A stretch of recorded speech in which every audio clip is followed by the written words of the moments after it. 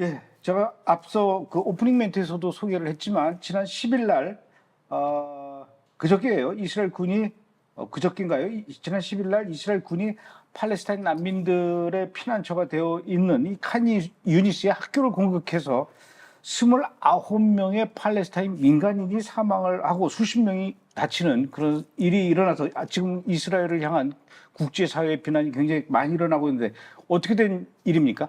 네, 어제였죠. 10일에 이제 전 세계 언론에는 극악무도한 이스라엘군이 또다시 가자 지구의 학교를 폭격해서 무고한 여성과 어린이를 포함한 29명의 가자 주민이 사망하고 50명이 부상을 입었다. 이런 헤드라인이 도배가 되어 버렸습니다. 수요일 새벽이었죠. 이 10일 새벽에 이스라엘군이 가자지구 남부 칸 유니스에서 정밀폭탄을 사용해서 이 공습을 벌였는데요. 하마스가 운영하는 보건부는 이스라엘군이 칸 유니스에 있는 알 아와다 학교에다가 폭격을 했고 이번 공습으로 학교 근처에 있던 난민 가족들의 텐트도 타격을 입었다. 이렇게 하마스의 보건부가 발표를 했습니다. 이스라엘이 이유 없이 이렇게 그 팔레스타인 학교를 공습했을 리는 없을 것 같아요. 그래서 지금 이스라엘 측에서도 뭔가 그 자체 조사를 시작한 것 같아요. 네, 안 그래도 이렇게 국제적인 비난이 쏟아져서 이스라엘도 자체 조사를 하고 결과를 발표를 했는데요. 이 이스라엘군은 학교를 폭격한 것이 아니라 이 공습한 장소가 학교와 굉장히 가깝다. 그래서 학교를 공격한 게 아니라 공습한 장소는 학교와 가깝다. 이렇게 설명을 했고 학교 근처를 공습했는데 학교에서도 폭발이 일어난 이 이유에 대해서는 아직 조사 중이다. 이렇게 이야기를 했습니다. 또 사망한 사람 대부분이 어린이와 여성이었다라는 이 이야기에 대해서도 어린이와 여성을 노린 게 아니라 10월 7일 학살에 가담한 무장 조직 대원들을 노린 거고 또 추가 피해를 막기 위해서 정밀 탄약을 사용했기 때문에 이게 팩트가 아닐 수도 있다 이렇게 팩트 체크를 해줬고요. 그리고 근데 이미 모든 언론의 헤드라인이 뭐 하마스의 주장으로 도배가 되고 난 이후에 이런 결과가 나왔기 때문에 뭐 이스라엘의 목소리에는 아무도 귀를 기울이고 있는 것 같지는 않습니다. 저희가 뭐 이스라엘에 대한 그 정확한 뉴스를 전달하는 그런 그 브레드 TV이기 때문에 일방적으로 이렇게 무조건 그 이스라엘 편을 드는 건 아니지만 일전에도 이런 일이 있었어요. 라파에 있는 그 피난민들이 모여 있는 그 텐트촌에 이스라엘이 공격을 해가지고 40여 명, 45명인가 그때 많이 사망을 했어요. 불이 나서.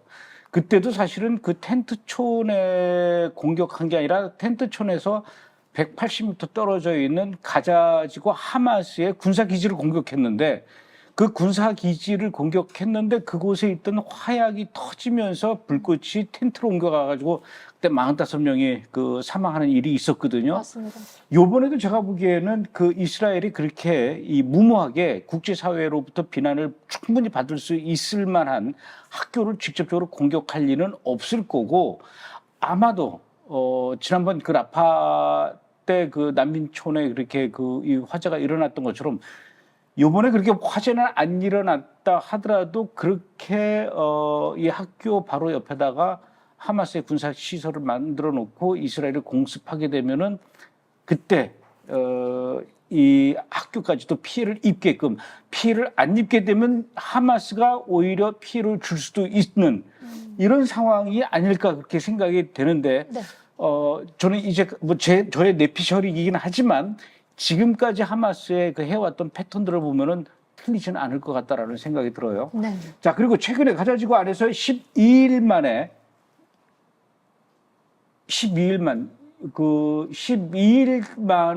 하마스뿐만 아니라 이슬라믹 지하드가 이렇게 파놓은 아주 중요한 터널 9개를 찾아내는 성과를 이뤄냈다고요? 네, 이스라엘이 현재 뭐 북부, 중부, 남부 할 거 없이 작전을 이제 가자지구 전역에서 벌이고 있는데요. 가자 북동부에 위치한 이 가자시티 셰자이아라는 지역에서 이스라엘군이 지하터널 9개를 발견했다고 합니다. 파괴도 했고요. 이 터널 안에서 이제 뭐 노트북, 무기, 정보 자료들이 발견이 됐고 이 최근까지도 테러 단체가 이 터널들을 사용하고 있었던 정황이 발견이 됐습니다. 이 9개의 터널 중에는 말씀하신 것처럼 이 팔레스타인 이슬라믹 지하드의 주력 터널도 하나 있었고 이 중에 여러 개가 이 공격용 땅굴, 그리고 최소 2개는 이스라엘 국경 바로 건너편에 위치한 나알 오즈 기지에 근접해 있는 터널이었다고 합니다. 그래서 말씀하신 것처럼 이스라엘군은 작전 12일 만에 이 9개의 주요한 땅굴을 찾아냈고 총 길이 최소 6km에 달하는 터널을 파괴를 했다고 합니다. 이 가자시티는 사실 이스라엘군이 작년에 지상전을 펼치던 아주 그 초기 단계에서 이미 작전을 펼쳤던 지역인데요. 그때 당시 작년 12월에 이스라엘군이 셰자이아에 위치한 현지 대대를 우리가 해체를 했다라고 발표를 했었는데 올해 4월 이 하마스와 팔레스타인 이슬라믹 지하드 조직원들이 이 지역에 다시 재편성하려는 시도를 발견을 해서 이스라엘군이 다시 이 지역으로 복귀를 해서 작전을 펼친 것입니다. 그래서 어제자로 이스라엘군이 이 가자시티 전 지역에 대해서 대피 명령 내리고 전단지도 살포했고요.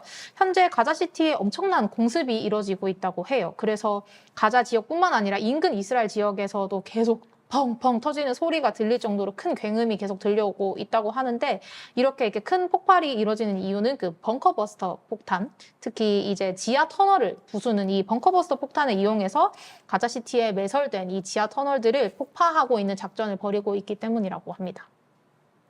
근데 저는 아직까지 좀 이해가 잘 안 되는 게 전쟁 시작된 지 벌써 9개월이 넘어가거든요.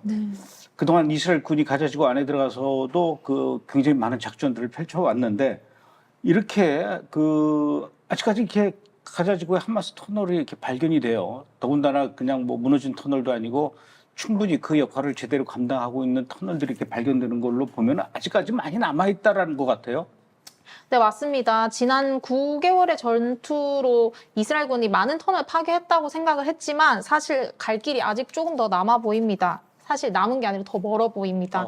최근 이스라엘군의 평가를 인용한 이 채널 12 뉴스 채널이 보도한 내용인데요. 아직 가자 지구의 많은 지역에서 하마스의 터널 네트워크가 아직도 양호한 상태라고 합니다.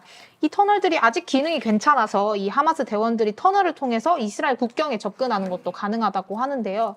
또 안타까운 거는 칸 유니스에서는 이미 파괴된 터널들이 이미 많이 복구가 됐고 심지어는 터널을 건설하기 위한 콘크리트 공장까지도 이 복구가 됐다고 합니다. 그래서 보고서는 지금 당장 전쟁이 끝난다고 하더라도 하마스가 과거와 같은 규모는 아니지만 여전히 국경 근처로 접근할 수 있고 심지어는 국경을 넘어서 침입할 수 있는 능력까지도 아직까지 있다라고 이렇게 밝혔는데요.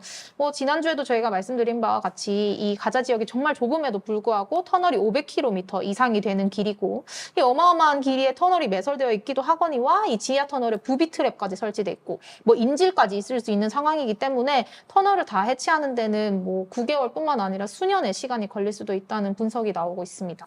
정말로 징글징글하네요. 네, 징글징글하고 앞서